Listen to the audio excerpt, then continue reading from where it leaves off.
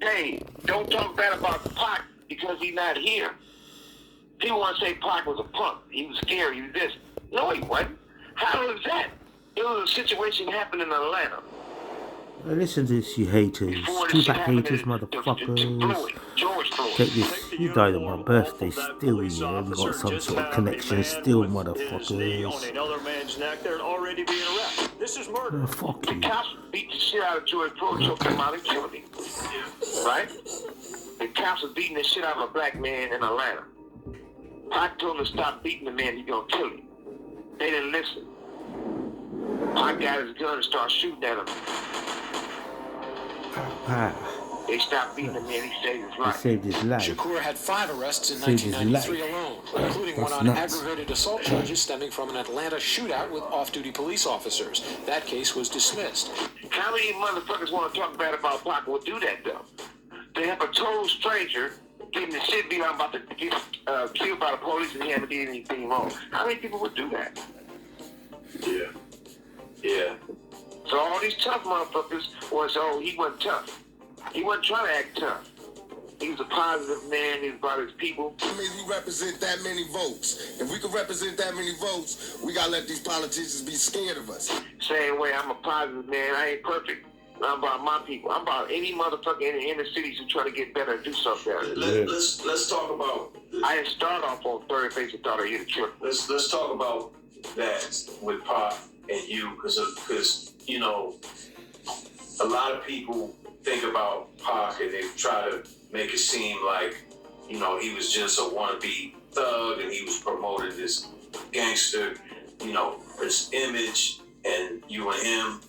But, like, you know, what I see is when Pac died, that's the time when hip-hop changed from being something that wasn't positive, socially, politically conscious, empowering movement into what it's evolved into today, where really social consciousness is such a small part of hip-hop today. That's not true. That's not true. When Pac died, number one. Tupac Shakur is in critical condition after 2 rounds of surgery in Las Vegas. He was shot several times over the weekend in a drive-by attack.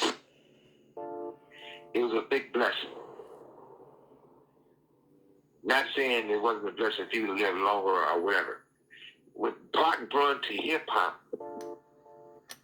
and with all eyes on me and being a part of Death Row, being my little brother, it was the best thing for hip-hop. Because he showed that you can express yourself in of anywhere you want to. It might be, hip-hop supposed to be your expression, how you feel. No rules, gloves off. So, Pac showed the people that you can express yourself and talk about shit that you want to talk about. You don't got to play it safe and kiss ass. It's a lot of people back in the day. You got to remember one thing. Back in the day, you couldn't be a rapper and be gay. There was a whole bunch of rappers dressing up at night with lipstick and panties on. And Pac didn't have a problem exposing them.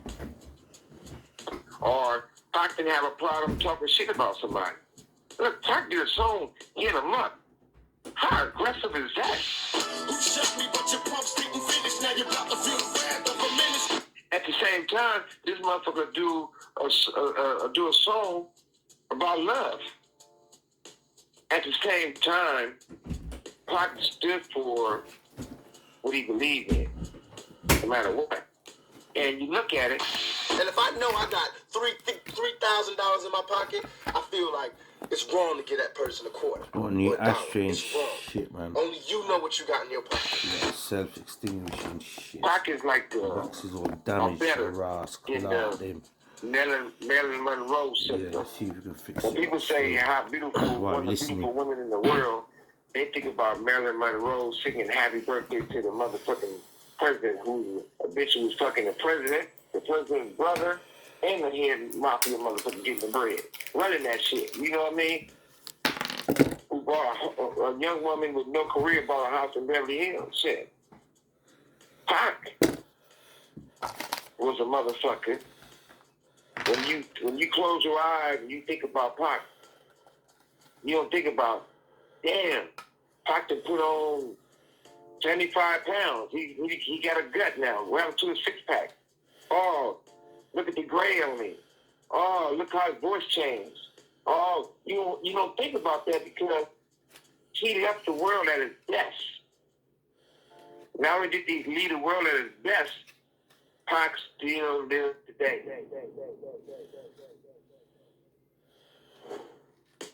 If you can ask a female artist, who's your favorite rapper? Who's your influence? A lot of them gonna say Tupac. You ask a male artist, most of them gonna say Tupac. That's a big, big plus to have a blessing that you live forever. Naturally, people gonna want to say Pac wants to leave death row, but that's so far from the motherfucking truth. The same motherfuckers that claim they knew Pac at their best and they loved him is the same motherfuckers that we gave stuff to them so they can remind themselves of Pac, and they sold it for $1. Regardless if it was his auntie, a ring she probably stole, his father, a suit or a shirt, you know. But overall, Pac gave the world itself. Overall, Pac asked motherfuckers if he wanted to die. Pac didn't want to go back to prison to no motherfucking body. He didn't want to live in a cage. You gotta remember one thing. When you're a celebrity, you're a high-profile person. You're gonna have people that love you, and you're gonna have people that hate you. It's not gonna be in between. It's gonna be a police might like him, but it's gonna be a police that hate him. So his time that's naturally gonna be harder than the average person doing time. At least no name on the person nobody know of. Pac left the world at a time that he blessed the world with his presence. And I think we're supposed to learn and try to stop these youngsters from falling in the same bucket. I don't have a problem if it's going to make a difference and it's going to make things better for hip-hop, I have a positive conversation with any motherfucking body in hip-hop. And I don't give a fuck who it is. I don't care if it's Puffy or the next motherfucker. I don't want to see no motherfucker in hip-hop be in prison. For what? Who cares if it's true or not true? Let these motherfuckers stay on the streets and live their life. How do you think hip-hop and the world, for that matter, would be different today if Pac had lived? Well, if Pac was still here, I think we probably would have been involved Universal or Sony built our own distribution company. We definitely would have been doing my vision, would have always been, we need a union for hip-hop. They got retirement and health care and dental for basketball players, football players, even truck drivers, police. Why hip-hop don't have one? Why is it that if it's Aretha Franklin or Shaka Khan or Gladys Knight or any other artist, R&B or hip-hop, or whatever, it could be a rapper. It could be motherfucking Young MC.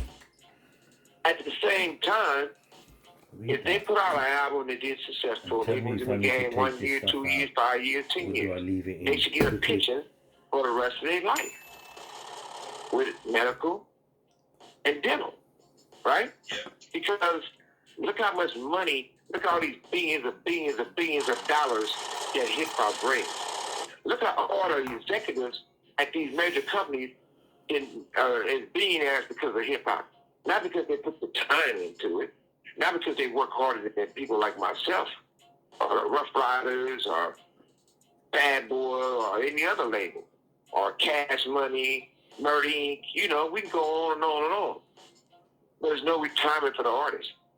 Ja Rule should be getting a check for the rest of his fucking life. Ashanti should get a check for the rest of her fucking life. Salt and Pepper. Tretch is one of the baddest motherfuckers in the world. Naughty by Nature, Tretch. And Scarface. Those two bad motherfuckers. Those motherfuckers is on a whole nother motherfucking level. Tretch is by far the most talented motherfucker in the world. And Scarface. Yeah. But they contributed to fucking hip-hop. They should get checks every month, at least 20, 30 grand a month of pension. If an NFL football player played 5 years, he get a check for the rest of his life. So why these guys can't get a check for the rest of their life? They bring more money to the table than the business guys as an athlete. They got more influence. Yeah, I look at it like, why we gotta fight against each other instead of help each other? I look at it, you know, this 50 year of hip hop, all this stuff going on, and yeah, hip hop has accomplished a lot. It's changed a lot of people's lives individually. It's come a long way. But like you said, if we think about, I mean, how many people's lives has it really? I'm saying, how many people's lives has it really changed? I'm saying, if you think about the billions and billions of dollars that hip hop has made. Listen to this, Dave. Check this out. Listen to this, Dave. Listen, explain this to you. Say you can name 100 or 1,000 great rappers, right? And only 3 or 4 people can say how much it changed their life. That's a low average. Yeah, but that's what I mean. How many? Listen to this. How many kids? Okay, if you have a motherfucker that start out working for the mailroom for one of these companies. Bad language. You know these Americans. Profanity is their life.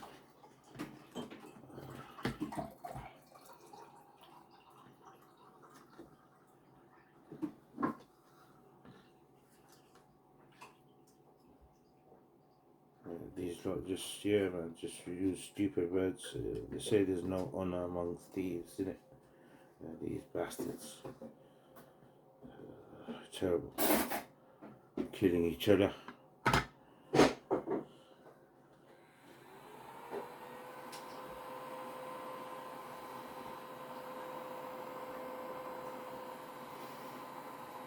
I can't smell nothing but air. That's a new ashtray. Can't smell nothing but yeah.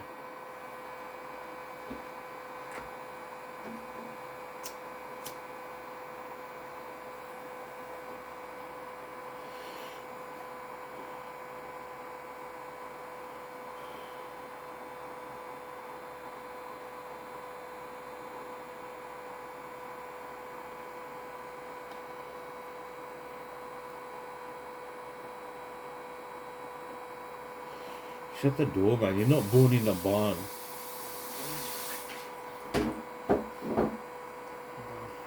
No, please, my beautiful boy. I don't think it works. I can't smell nothing. I'll figure it out. All of a sudden, he's the president. Hip hop changed their family life forever. But you know why? When his kids and grandkids grow up, they're going to be able to work for a record company, regardless of Universal, Sony, Capitol Records, and whoever, right? They're going to be able to get a job there and benefit off what we did from the streets. But if one of these street guys or somebody who a rapper, again, so right now Scarface call and say, hey, Universal, Sony, Alain, I did some shit with you. My son wants to work in A&R, or my son wants to be up for promotions. They gonna laugh at him.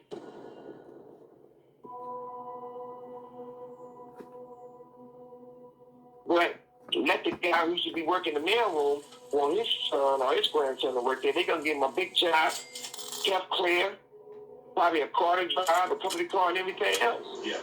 Well, that's the point I was getting at, because this was, you know, something that was been my motivation for all these years, you know, creating the Source magazine and the Source Awards and Talk my career, man, because they was giving me quotes, like quotables left and right at one time. The Source was a resource. They built a legacy, you know what I mean? Yeah, I did have the most covers. I was on the cover of the Source when it was a pamphlet. We was on the cover when it was a paper. Yeah, it wasn't even a magazine, it was a paper. That's all I was moving. If you want the information in hip hop, you had to be the Source. And what I was trying to build with that for so many years, and what I'm still trying to build and bring back now with Breakbeat, is, you know, hip hop was on a course to change the world in a more substantial way, all these billions and billions of dollars that hip hop has been generating now for so many years, and we look at the conditions out here in the hood and the conditions of so many, black folks in poverty. I mean, we talk about George Floyd, and how things haven't changed from NWA and fuck the police. I mean, that's the part that a lot of people don't understand, and that's the part that, to me. Okay, how about Easy? Look, how about Easy? Yeah, so my missus Let's talk about Easy. Yeah. Easy wanted to kill Suge himself. He just wanted to kill Suge, and Jerry talked him out of it.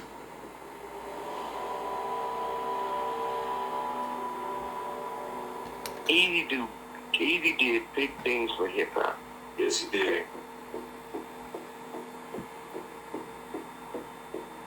Now, people want to use Easy name to benefit themselves.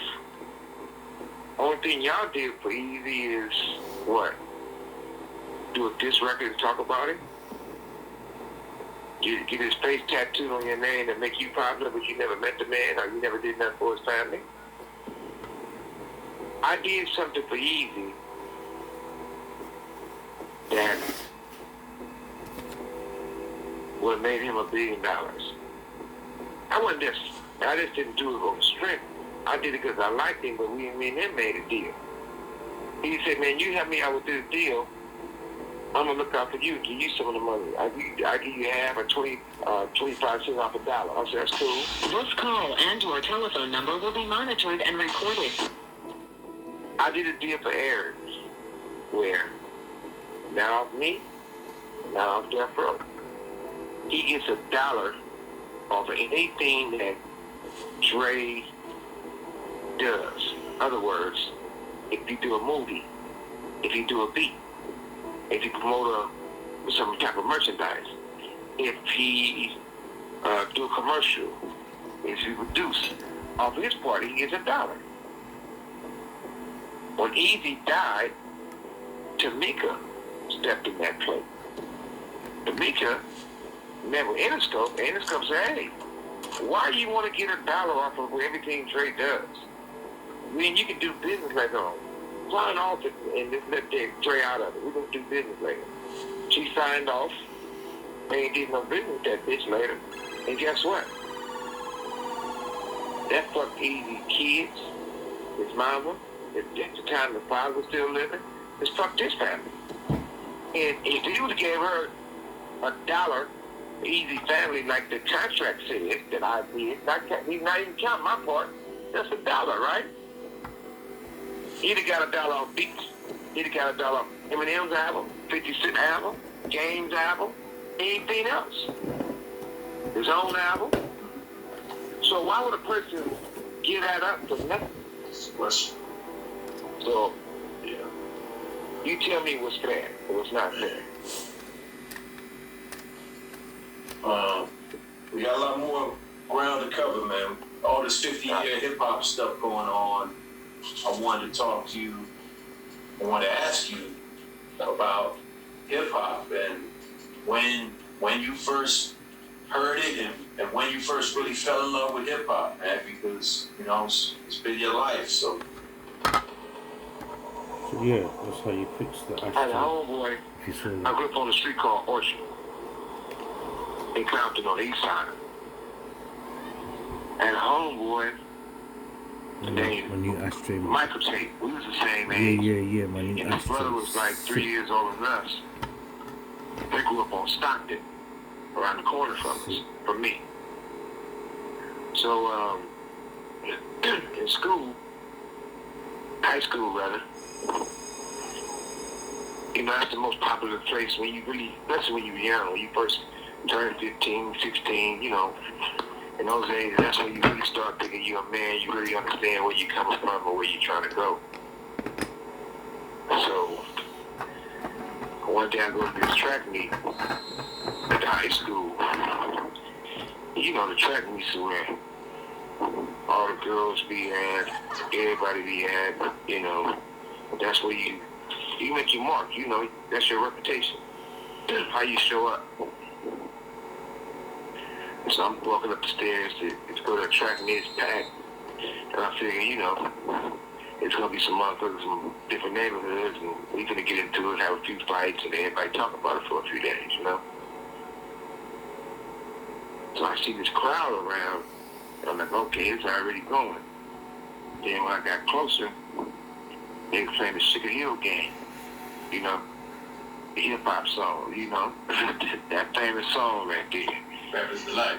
Every motherfucker in the yeah, Rappers Delight, exactly.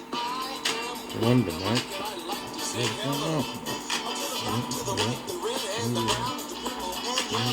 Every person in the bleachers was enjoying themselves.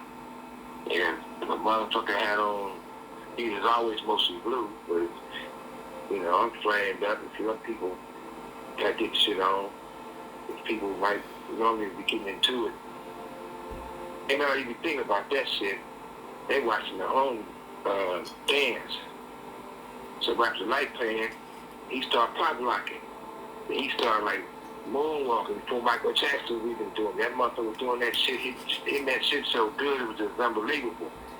Every person in the stands was happy. You know what I mean? All the girls, Until y'all fucked it up. shouting, all the, you know, all the men thinking they cool, you know what I'm saying? But for that moment, it took everybody away from the ghetto. We weren't in the ghetto no more. Everybody was somewhere, you know, in White Room, in Malibu, some motherfucker were at a beach party having a great time. The way the homies was pop locking and moonwalking like he was walking on clouds. Like, this was powerful shit. So at that point, you know, hip hop had me on lock. That was the first time again when I realized how powerful hip hop was. I was in college. I was in college, wanted to capture the football team, you know, popular motherfucker at school. And we used to have these parties after the football game and, you know, events in houses and anybody playing the radio. Even though it's a cassette player and a record player, the radio playing, right? And, you know, majority of the only blacks was really there with the athletes. So you played football or basketball, you know. Everybody else was white, all the white students. The money, and they'd have kegs of beer. I remember I walk in the party and they turn the radio down. All white girls say, oh my God, Sugar's here, right? And I'd be like, yep, all three of us. Yeah.